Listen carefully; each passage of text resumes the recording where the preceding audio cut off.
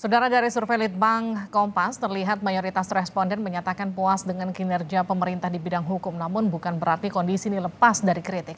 Misalnya sentilan Ketua Umum PDI Perjuangan soal korting hukuman Sambo atau soal wacana bubarkan KPK. Apa langkah yang bisa dilakukan pemerintah mempertahankan tren positif di bidang penegakan hukum? Kita akan sapa peneliti Litbang Kompas, Rangga Eka Sakti. Mas Rangga, selamat malam. Ya, selamat malam Mbak Livi. Ada juga anggota Komisi 3 DPR, Taufik Basari. Mas Tobas, selamat malam. Selamat malam, Mbak Livi. Dan juga Zainal Arifin Mukhtar. Mas Uceng, selamat malam. Selamat malam, Mbak Livi. Oke, saya ke Mas Rangga dulu ya. Mas Rangga, ini poin yang menguatkan hingga muncul angka 61,9%. Ini muncul atas dasar apa?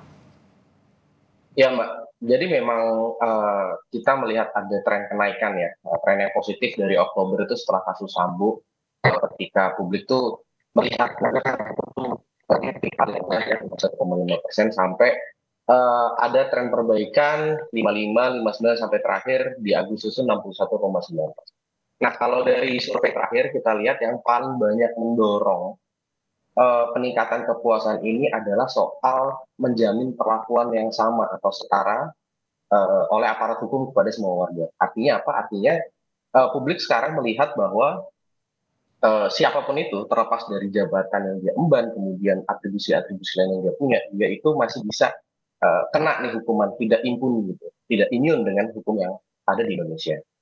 Itu Mbak yang paling banyak mendorong ya, 2,6% peningkatannya dibandingkan dengan survei sebelumnya di Mei. Oke, saya ke Mas Uceng. Mas Uceng, 61% lebih puas atas kinerja pemerintah di bidang hukum. Menurut Anda angka ini pas disematkan untuk pemerintah?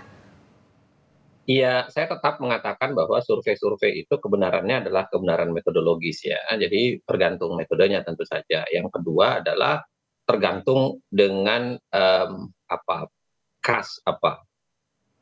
nuansa yang sedang ada pada saat itu. Makanya kenapa fluktuatifnya kan sangat tinggi.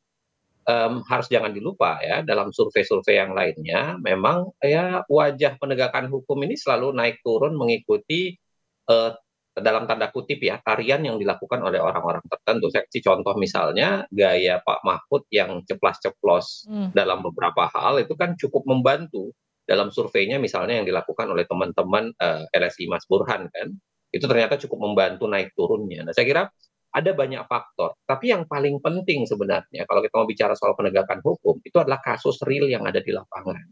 Nah, kalau kita bicara kasus real yang ada di lapangan, problem-problem penegakan hukum yang diketahui ya, karena lagi-lagi yang namanya survei itu kan membutuhkan kadar pengetahuan ya, sejauh mana kadar pengetahuan orang terhadap sebuah kasus secara lengkap, dan kita misalnya orang yang langsung melihat proses penegakan hukum, bergaul dengan proses penegakan hukum itu bisa melihat kadar dan kapasitas itu seberapa besar. Jadi memang harus dibedakan antara persepsi dengan realitas yang ada. Sebagai sebuah kebenaran persepsi, ya kita harus hormati bahwa masyarakat merasa ada kemajuan. Tapi bahwa apakah itu realitas yang terjadi di lapangan, ini sangat butuh pengetahuan, kapasitas, dan akses informasi yang cukup untuk melihat itu, saya kira. Oke, masyarakat merasa ada perbaikan, tapi ternyata faktanya PR-nya masih cukup besar. Mas Tobas, bagaimana respon Anda? Ya, saya melihat ada dua pendapat yang disampaikan baik itu oleh Mas Zainal Arifin Mukhtar dengan hasil survei yang dilakukan oleh Litbang Kompas ya.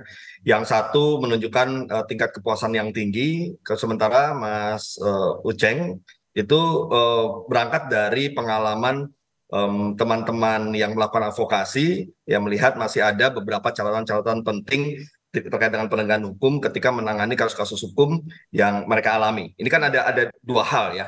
Nah, oleh karena itu saya melihatnya begini. Memang mungkin betul bahwa saat ini persepsi publik positif ya terhadap penegakan hukum, tapi masih ada beberapa kasus-kasus di lapangan yang masih menjadi catatan permasalahan yang harus diselesaikan.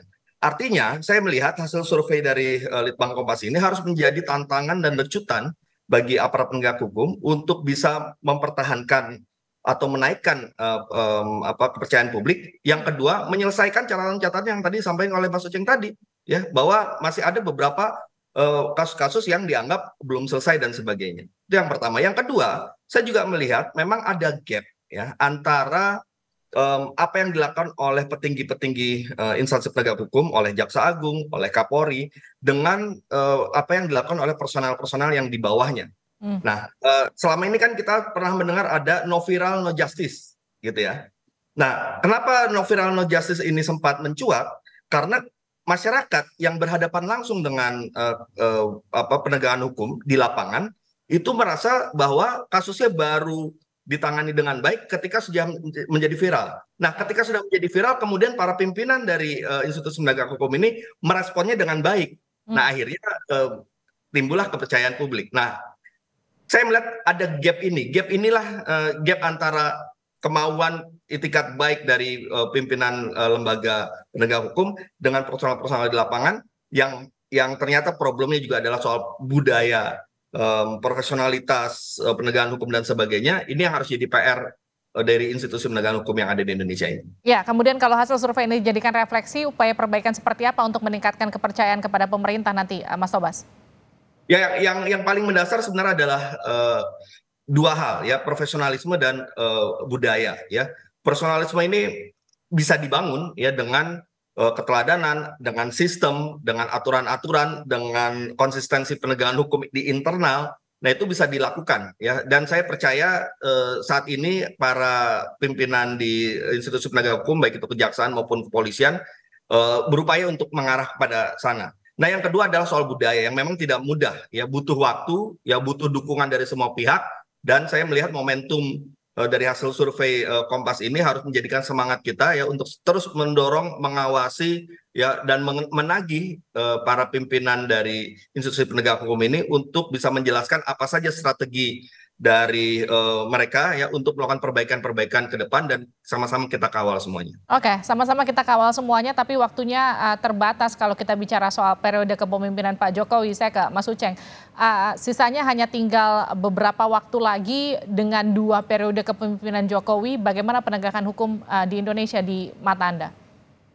Saya kira ada begini ya, yang pertama tentu saja sebenarnya kalau bicara soal bagaimana rapor Pak Jokowi di segala wilayah hukum, saya kira memang masih buruk ya, paling tidak dari kami yang banyak berkecimpung di wilayah hukum. Kita lihat dari konteks penegakan hukum, kebebasan berekspresi, lalu kemudian berkaitan dengan beberapa kasus-kasus yang berkaitan dengan anti korupsi, yang itu sebenarnya nyaris tidak selesai sebenarnya ya. Atau kemudian kayak tebang pilih atau kelihatan yang disasar ada wilayah-wilayah tertentu. Itu terjadi, kita bisa melihat dalam beberapa kasus. Nah, yang kedua saya kira pekerjaan rumah itu selalu masih berbicara soal kapasitas dan kapasitas sebenarnya, kemauan sesungguhnya pada sederhananya, kemauan dari aparat penegak hukum untuk melakukan sesuatu.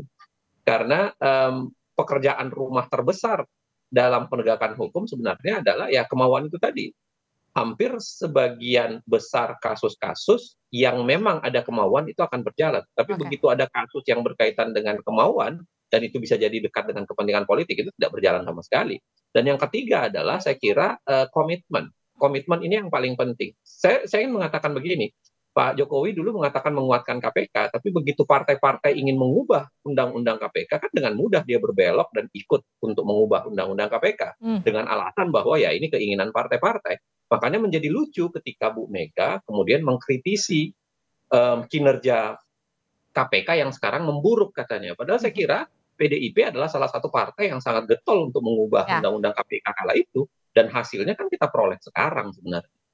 Ke Mas Rangga terakhir, Mas Rangga, ini kan 76% masyarakat masih punya keyakinan pemerintah bisa terus memperbaiki kinerja di bidang penegakan hukum. Waktunya terbatas, 76% masyarakatnya yakin akan seperti apa nanti kalau Mas Rangga melihatnya dari hasil survei? Ya, jadi memang saya nyambung ke Pak Uceng juga ya, bahwa memang survei itu kan menangkap persepsi publik yang tentu tidak memiliki akses informasi dan pemahaman hukum sedalam teman-teman yang berkecimpung di sana gitu. Jadi memang persepsi ini sangat terbawa oleh apa yang sedang terjadi.